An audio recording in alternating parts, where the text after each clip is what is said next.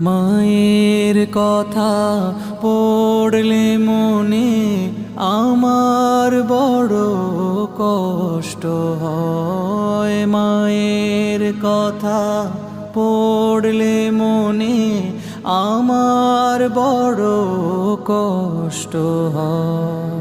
মায়ের মতো মমতাময়ী এই পৃথিবীর কেহ নয়। মায়ের মতো মমতাময়ী এই পৃথিবীর কেহ নয়। মায়ের কথা পড়লে মনে আমার বড় কষ্ট হয়। মায়ের কথা পড়লে